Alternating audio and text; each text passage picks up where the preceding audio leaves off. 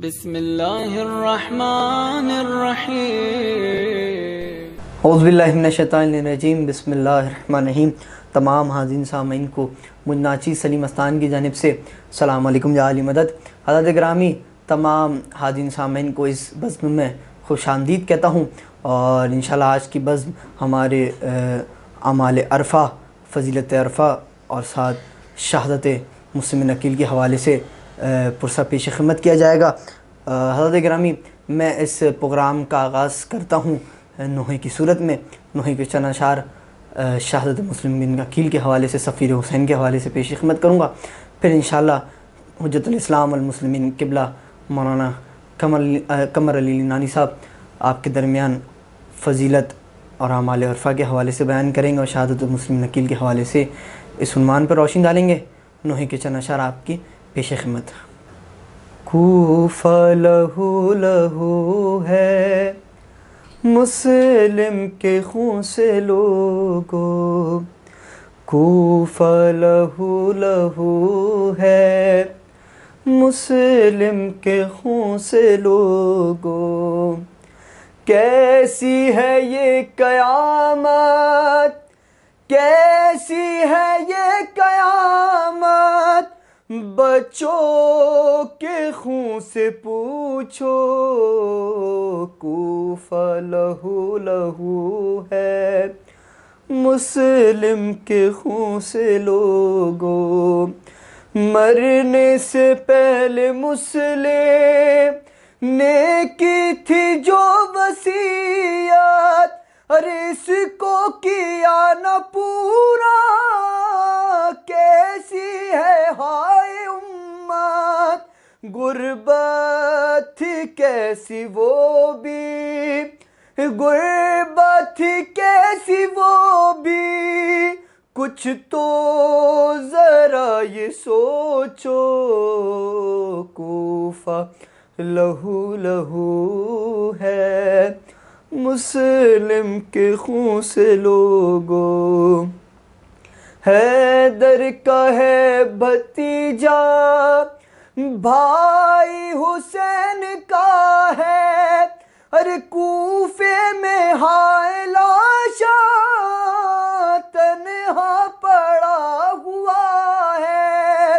ارے لاشا تو کم سے کم ہی، لاشا تو کم سے کم ہی دفنا دو اے لعینو، کوفہ لہو لہو ہے مسلم کے خون سے لوگو، ارے پیاسا ہی مر گیا ہے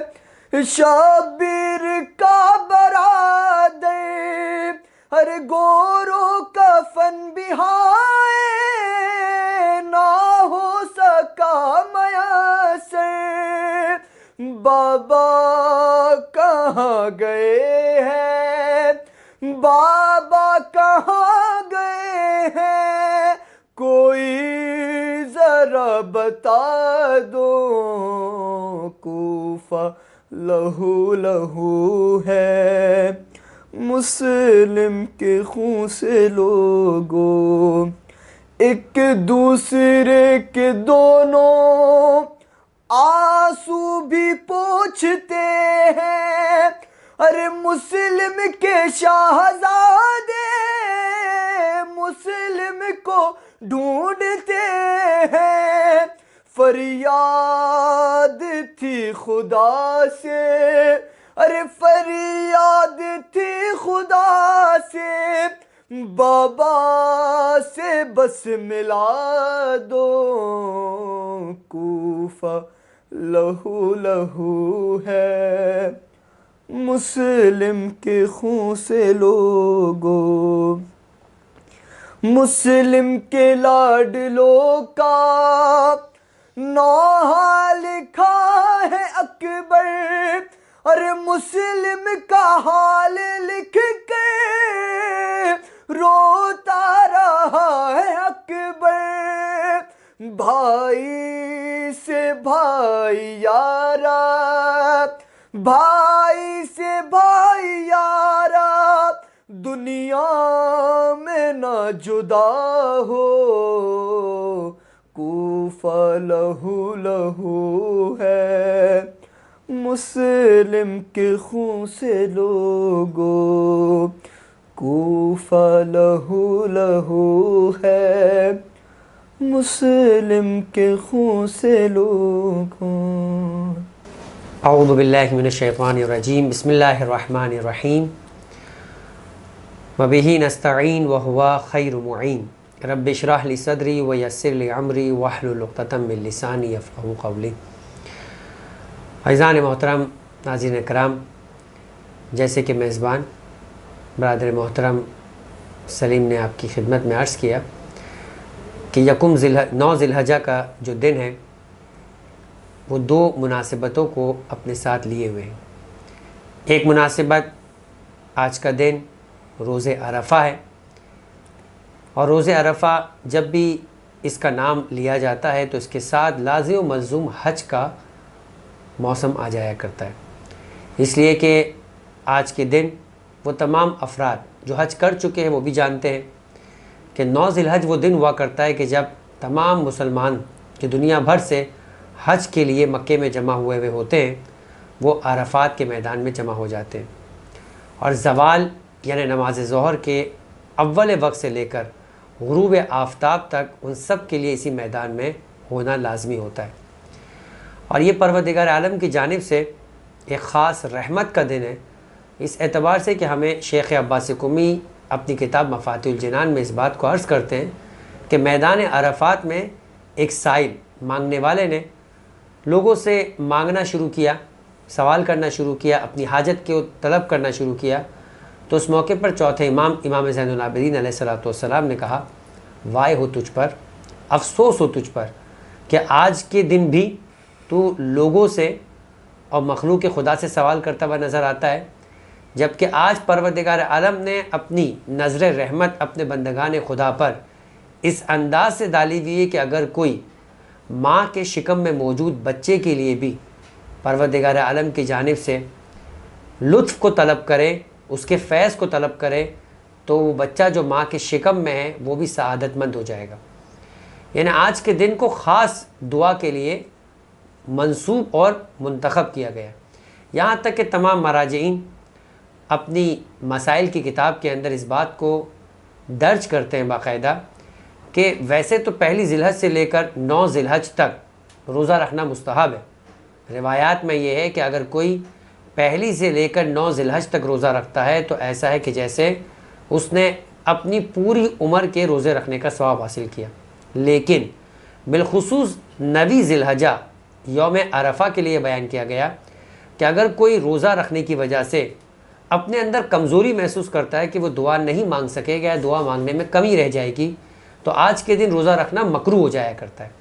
یعنی دعا کو فوقیت دی گئی روزے کے مقابلے میں۔ اور عزیزان محترم، ان دعاؤں کے اندر بالخصوص جو دعا جب بھی روز عرفہ کہا جاتا ہے تو وہ دعا ذہن میں آ جاتی ہے، وہ ہے دعائے عرفہ امام حسین علیہ السلام۔ واقعاً یہ وہ دعا ہے جو توحید، پروردگار عالم کے الطافات، اس کی جانب سے اپنے بندوں پر ہونے والے کرم نعمتوں کے سلسلے کو واضح کرتا ہے کہ اس دنیا میں آنے سے پہلے خدا کی رحمتوں کا سلسلہ کیسے شروع ہوا، اور جب اس دنیا میں آ جاتا ہے انسان تو خدا کی رحمتوں کا سلسلہ کیسے اسے گھیرے ہوئے ہوتا ہے، اور وہ معرفت کے اور وہ پروردگار عالم کے وجود کی اور خدا کی جانب سے بندوں پر کیے جانے والے کرم کی سلسلے کو امام نے بیان کیا کہ انسان خدا کے سامنے اپنے دل کو جھکا ہوا، اپنی جبی کو جھکائے ہوئے راز و نیاز کرتا ہوا نظر آتا ہے، اور دعا کا وہ انداز یقیناً اس دن فراموش نہیں ہونا چاہیے جو شیخ عباس قمی نے اپنی کتاب میں لکھا کہ ابن وہب اور خود عبداللہ ابن جندب دونوں کے سلسلے میں اس بات کو بیان کیا گیا۔ راوی یہ کہتا ہے کہ میں نے دیکھا میدان عرفات میں کہ زوال سے لے کر غروب تک وہ کھڑے ہوئے ہیں جبل رحمت کے نیچے، اور مسلسل راز و نیاز اور مسلسل دعاؤں میں ہیں، اس انداز سے کہ آنکھوں سے بہنے والے آنسو کھڑے ہونے والے قدموں کے نشان کو تر کیے ہوئے، اور جب دعا کا سلسلہ اختتام کو پہنچا، غروب آفتاب ہو گیا، کم قریب گیا، اور میں نے جا کر کہا کہ میں نے پورے میدان عرفات میں آپ جیسی دعا کرنے والے کسی فرد کو نہیں دیکھا۔ کہا کہ ابن وہب یہ کہتا ہے کہ میں نے کہا کہ کاش تو نے عبداللہ ابن جندب کو دیکھا ہوتا تو میرے بارے میں ایسا سوال نہ کرتا۔ اور پھر ایک مرتبہ یہ بھی کہا کہ اس پورے دعا کے سلسلے میں نے اپنے لیے کچھ نہیں مانگا۔ راوی حیرت سے کہتا ہے کہ آج کا دن دعا کا دن، آپ پروردگار کی بارگاہ میں اس انداز سے حاضر ہو گئے اور اپنے لیے کچھ نہ مانگا۔ تو ایک مرتبہ کہا اس لیے کہ میں نے اپنے مولا اور آقا باب الحوائج امام موسیٰ کاظم علیہ السلام سے یہ سنا ہے کہ جو کوئی دعا مانگنے کے سلسلے میں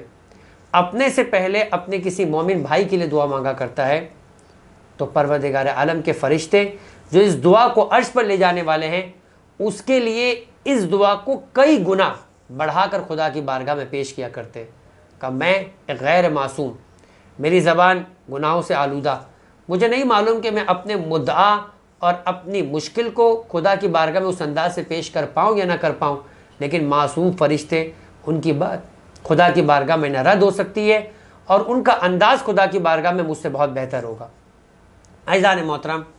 روز عرفہ کی ایک اور خصوصیت ہے، وہ ہے امام حسین علیہ السلام کی زیارت۔ میں مختصر سی بات کر کے پھر جناب مسلم بن عقیل کے بیان کی جانب آ جاؤں۔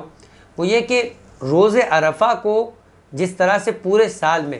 مختلف قسم کے دن کو امام سے منسوب کیا گیا، بالخصوص جس روایت کو میں پیش کر رہا ہوں، راوی کہتا ہے کہ میں چھٹے امام جعفر صادق علیہ السلام کی خدمت میں تھا اور امام نے مجھ سے سوال کیا کہ کیا تم اس سال حج پر گئے؟ راوی نے کہا کہ نہیں مولا، میں حج پر نہیں حاضر ہو سکا، لیکن میں اس دن امام حسین علیہ السلام کے روزے پر تھا۔ فرمایا کہ پروردگار عالم، تجھے حج پر کیے جانے والے اعمال میں سے تو نے کسی چیز کی کمی نہ کی، ہر اس چیز کا ثواب ملے گا جو حج پر جانے والے حاجی کو ملا کرتا ہے۔ ایک مرتبہ راوی کہتا ہے کہ میں نے کہا میدان عرفات میں پروردگار عالم کی جو نظر رحمت ہے میں اس سے کیسے فیضیاب ہو سکا ہوں گا۔ امام نے غضب کی کیفیت میں اسے دیکھا اور ایک مرتبہ اسے کہا کہ اگر کوئی شخص روز عرفہ امام حسین کی زیارت کے قصد سے کربلا پہنچتا ہے، نہر فرات سے غسل کر کے امام حسین کے روزے کی جانب جب قدم اٹھاتا ہے، ہر قدم پر خدا ایک حج کا ثواب عطا کیا کرتا ہے۔ اور فرمایا کہ عام دنوں میں اگر کوئی حج کے لیے جب امام حسین کی زیارت کے لیے جاتا ہے تو اگر وہ خدا کی معرفت کے ساتھ، امام کے مقام کی معرفت کے ساتھ پہنچتا ہے تو خدا اسے 20 حج مقبول، 20 عمرہ مقبول اور 20 جہاد کا ثواب عطا کیا کرتا ہے۔ اور اگر وہ کسی عید کے دن پہنچتا ہے تو خدا اسے 100 مقبول حج، 100 مقبول عمرے اور 100 مقبول جہاد کا ثواب عطا کیا کرتا ہے، وہ بھی جسے اس نے امام عادل کے ساتھ انجام دیا۔ اور کہا اگر عرفہ کے دن پہنچ جائے تو یہ ثواب 1000 مقبول حج، 1000 مقبول عمرہ اور 1000 مقبول جہاد امام عادل کے ساتھ، اللہ کے رسول کے ساتھ شریک ہونے کا ثواب عطا کیا کرتا ہے۔ عزیزان محترم، اور پھر روایت میں امام نے یہ بھی بیان کیا کہ اگر مجھے لوگوں کی معرفت میں کمی کا اور لوگوں کے گمراہ ہو جانے کا خدشہ نہ ہوتا تو میں اس بات کو بیان کرتا کہ کس طریقے سے پروردگار عالم امام حسین کی زیارت کرنے والے کو خدا کی بارگاہ میں نوازا کرتا ہے۔ پس عزیزان محترم، عرفہ کا دن 9 ذی الحج جس طرح سے عبادت کا دن ہے، آل محمد کے چاہنے والوں کے لیے غم و حزن کا بھی دن ہے۔ ساری دنیا کے مسلمان آج کے دن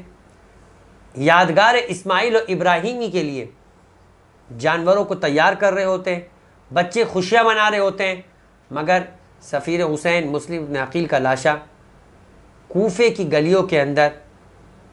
سر کو تن سے جدا کر کے پھرایا جا رہا ہوتا ہے۔ مسلم ابن عقیل جنہیں نائب امام ہونے کا شرف ملا، زمانے کے امام یعنی سید الشہداء نے جسے اپنا معتمد قرار دیا۔ یہ جملے امام کے قابل غور ہے کہ جب مسلم ابن عقیل کو کوفے کی جانب سے آنے والے کثیر خط کے جواب میں بھیجا جا رہا تھا تو یہ کہا کہ میں اپنے معتمد خاص کو، جو میں اپنے باوثوق فرد کو تمہاری جانب بھیج رہا ہوں، اگر اس نے تمہاری تائید کر دی تو ایسا ہے کہ جیسے میں نے تمہاری تائید کر دی اور میں تمہارے پاس اتمام حجت کے لیے پہنچ جاؤں گا۔ عزیزان محترم، مسلم جو مدینے سے ہجرت کے وقت امام حسین کے ساتھ تھے اور پھر اس کے بعد امام کے فرمان پر مکے سے مدینہ آتے ہیں اور رمضان کے مہینے کے اندر عازم سفر ہوتے ہیں، شوال کے مہینے کے اندر کوفہ پہنچ جاتے ہیں۔ ابتدا کے اندر اختلاف ہے کہ آیا مسلم ابن اوسجہ کے گھر میں رہے، لیکن بہت مشہور یہ ہے کہ مختار بن ابی عبیدہ ثقفی کے گھر پہ قیام کیا، اور کوفے کے خاص شیعوں نے مسلم ابن عقیل کو ایک مرتبہ متعارف کروایا۔ مسلم نے امام مظلوم کا پیغام پہنچایا۔ اس کے بعد 12,000 18,000 بعض روایتوں میں 30,000 تک کی تعداد میں لوگوں نے مسلم کی بیعت کی اور مسلم کو اپنے ساتھ تعاون کرنے کا یقین دلایا۔ عزیزان محترم، اس کے بعد مسلم نے خط روانہ کیا اور امام حسین تک یہ اطلاع پہنچائی کہ کوفے کے حالات سازگار ہیں، آپ یہاں پر جلد آ جائیے۔ لیکن پھر حالات تبدیل ہوئے۔ نعمان ابن بشیر جو کوفے کا گورنر تھا، یزید کے جاسوسوں نے خبر پہنچائی کہ یہ کمزور ہے اور لوگ مسلم کی تعداد میں کثیر تعداد میں بیعت کرنا شروع کر رہے ہیں۔ بصرہ کے گورنر عبید اللہ ابن زیاد کو کوفے کی گورنری بھی دے دی گئی، اور وہ رات کی تاریکی میں ایک مرتبہ کوفے میں داخل ہوتا ہے۔ لوگ امام مظلوم کا انتظار کر رہے ہیں، وہ سیاہ لباس بنی ہاشم کے انداز میں کوفے میں داخل ہوا اور دارالعمارہ پہنچ گیا، اور جب دارالعمارہ کے دروازے پر پہنچ کر اس نے نعمان ابن بشیر کو کہا کہ میں ابن زیاد ہوں، تو لوگوں تک حقیقت کھلی، لوگ وہاں سے چھٹ گئے۔ ابن زیاد نے اموی چال اور اپنے باپ زیاد ابن ابی کے انداز کو اپنایا، خوف زدہ لوگوں کو خوف کے ذریعے سے، لالچ والے لوگوں کو لالچ کے ذریعے سے ڈرایا۔ یوں مسلم کی تعداد کم ہونا شروع ہوئی، مسلم کے حمایتی کم ہونا شروع ہوئے۔ مسلم نے مختار کے گھر سے ہانی ابن عروہ کے گھر کی پناہ لی، جو قبیلہ بنی مزہج کے سردار تھے، ایک وقت میں جن کے ساتھ 4,000 سپاہی چلا کرتے تھے۔ جب شریک ابن آور جو عبید اللہ ابن زیاد کے ساتھ بصرہ سے چلا تھا، بیمار ہو گیا تھا، اور ہانی کے گھر کے اندر وہ موجود تھا۔ بلکہ شریک ابن آور سے ملاقات کے لیے جب ابن زیاد پہنچا تو شریک نے کہا تھا مسلم کو کہ تم دروازے کی پشت میں چھپ جانا اور ابن زیاد پہ حملہ کر دینا، لیکن مسلم کی غیرت ہاشمیہ اور مسلم نے آل محمد کی تعلیمات کو مد نظر رکھا کہ گھر آئے ہوئے کسی مہمان پر اس انداز سے چھپ کر حملہ کرنا مناسب نہیں، لہٰذا مسلم باہر نہ آئے، حملہ نہیں کیا۔ لیکن ابن زیاد کو کچھ اندازہ ہو گیا۔ اپنے جاسوسوں کے ذریعے سے جب اس بات کا یقین ہو گیا کہ مسلم ہانی کے گھر پر ہے، ہانی سے مسلم کو طلب کیا گیا، ہانی نے انکار کیا، ہانی دربار میں بلائے گئے۔ بالآخر ہانی کو چال کے ذریعے سے اپنے دربار میں قید کر دیا گیا۔ جب ہانی کے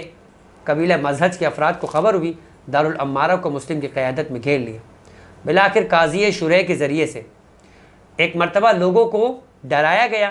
لالچ دی گئی۔ یوں گھروں سے بیویوں نے نکل کر اپنے شوہروں کو، بہنوں نے نکل کر اپنے بھائیوں کو، ماؤں نے نکل کر اپنے بیٹوں کو لینا شروع کیا۔ مسلم تنہا ہو گئے۔ مغرب کی نماز کے وقت تک مسلم کے ساتھ فقط 30 افراد رہ گئے۔ عشاء کی نماز پڑھ کے جب مسجد کوفہ سے باہر نکلے تو مسلم کے ساتھ کوئی نہ تھا، یہاں تک کہ اس دیار غیر کے اندر یہ غریب مسافر گلیوں کے اندر راہ کو تکتے تکتے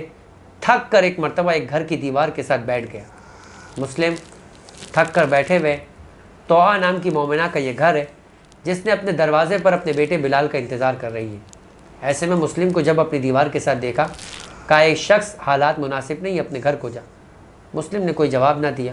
جب دوسری بار یہ بات کہی، مسلم نے کوئی جواب نہ دیا، توعا نے تیسری بار کہا میں اپنے حق کا تجھے واسطہ دے کر کہتی ہوں کہ تمہارے لیے جائز نہیں کہ تم میرے گھر کی دیوار کے ساتھ بیٹھو۔ مسلم نے ایک مرتبہ غریبانہ انداز میں یہ کہا جس کا کوئی گھر نہ ہو، جو مسافر ہو، وہ کہاں جائے؟ توعا نے پوچھا تم کون ہو؟ کہا میں سفیر حسین مسلم ابن عقیل۔ مومنہ تھی، گھر کے دروازے کے راستے کو چھوڑ دیا، مسلم کو کہ مہمان بننے کو اپنے لیے خوش نصیبی سمجھا، اور گھر کے اندرون خانہ لے جا کر مسلم کی خدمت کرنا شروع کی۔ مگر توعا کا بیٹا بلال ایک لالچی شخص تھا، دربار کے ساتھ منسلک تھا۔ جب اسے خبر ملی، اس نے محمد ابن اشعث تک اس بات کی خبر پہنچائی۔ فجر کے وقت مسلم ابن عقیل کو پکڑنے کے لیے، گرفتار کرنے کے لیے ابن زیاد کی جانب سے سپاہی آ گئے۔ مسلم کی غیرت نے گوارا نہ کیا، مسلم اپنے گھر سے باہر نکلنا چاہتے تھے توعا کے گھر سے۔ توعا نے کہا گھر میں رہیں، محفوظ رہیں گے۔ کہا میرے لیے یہ مناسب نہیں ہے کہ میں کسی مسلمان خاتون کے پردے کو ضائع کروں، لہٰذا مسلم ایک مرتبہ گھر سے باہر نکل گئے۔ مسلم لڑے، یہاں تک کہ آنے والی فوج کم ہونا شروع ہو گئی۔ ابن اشعث نے ایک مرتبہ ابن زیاد کو کہا کہ مزید فوج کو بھیجو، کہا کہ میں نے ایک فرد کو گرفتار کرنے کے لیے بھیجا، تم اتنے فرد کا تقاضا کر رہے ہو، کہا کہ میں بنی ہاشم کے شیر کو گرفتار کرنے کے لیے جا رہا ہوں، کسی کوفے کے بقال یا سبزی والے کو نہیں۔ بنی ہاشم کے شیر نے اس انداز سے اپنی شجاعت کے جوہر کو دکھلایا، لیکن دھوکے سے مسلم کو گڑھے میں گرایا گیا، گرفتار کیا گیا، مسلم کو دربار لے جایا گیا۔ ابن زیاد دربار میں سامنے موجود تھا، مسلم نے سلام نہ کیا۔ ایک مرتبہ کہا امیر کو سلام کرو، فرمایا مالی امیر سوال حسین، میرا امیر، میرا آقا، میرا سردار سوائے حسین کے کوئی نہیں۔ ابن زیاد نے کہا تم سلام کرو یا نہ کرو، تمہارے سر کو تن سے جدا کیا جائے گا۔ کہ مجھے ڈر نہیں ہے، میری خوش نصیبی ہے کہ ایک ظالم کے سامنے سر کو جھکانے کی جگہ میں اپنے مولا پر قربان ہو جاؤں۔ مسلم نے وصیتیں کی، مسلم کو دارالعمارہ لے جایا گیا۔ بس عزیزان محترم، یہ وہ وقت تھا کہ مسلم نے اپنی غربت کے عالم میں، مسلم کو اس بات کی پرواہ نہیں تھی کہ مسلم کے سر کو تن سے جدا کر دیا جائے گا، پریشانی اس بات کی تھی کہ مسلم خط لکھ چکے تھے، مولا مکے سے کوفے کی جانب سفر کو نکل چکے تھے، لہٰذا مسلم نے ایک مرتبہ اور کچھ تو نہ کر سکے، آج تک مومنین مسلم کی سیرت پر عمل کرتے ہیں، یہ دور سے اپنے مولا و آقا کو دور سے اپنے مولا و آقا کی جانب رک کر کے، قبر حسین کی جانب رک کر کے جو ہم زیارت پڑھتے ہیں، یہ وہ انداز ہے جو مسلم ابن عقیل کا سکھایا ہوا ہے۔ دارالعمارہ سے رک کیا اس راہ کی طرف کہ جہاں سے حسین آ رہے تھے، اور ایک مرتبہ کہا السلام علیکہ یا ابا عبداللہ۔ مورخین بتاتے ہیں کہ امام راستے میں کسی جگہ پر وقوف کیے ہوئے تھے، خیمے کے باہر کرسی کو لگائے ہوئے تھے، اپنی کرسی سے بلند ہوئے، کوفے کی جانب رک کیا، وعلیک السلام یا اخا مسلم ابن عقیل۔ عزیزان محترم، اس انداز سے مولا نے اپنے اوپر اپنے جان نچھاور کرنے والے مسلم کی ان زحمتوں کا، ان قربانیوں کا جواب دیا۔ پروردگار عالم ہمیں اسی انداز سے آل محمد کے غم میں غمزدہ ہونے کی توفیق عطا فرمائے۔ پروردگارہ اسی انداز سے اپنے مولا و آقا کے لیے ہمیں بھی اپنی جان کو نصرت کو کے ساتھ امام کی خدمت میں پیش کرنے کی توفیق عطا فرما۔ ویسے بھی 10 ذی الحج عید قربان کا دن ہے، یہ خود ہمیں اس بات کو سکھاتا ہے کہ جب خدا کا حکم ہو جائے، جب مولا کی جانب سے یہ فرمان و حکم آ جائے، تو انسان کو اپنی جان، اپنا مال اور اپنی اولاد اہل بیت علیہ السلام اور اسلام پہ قربان کر دینا چاہیے۔ وما علینا الا البلاغ۔ اللهم صل على محمد وآل محمد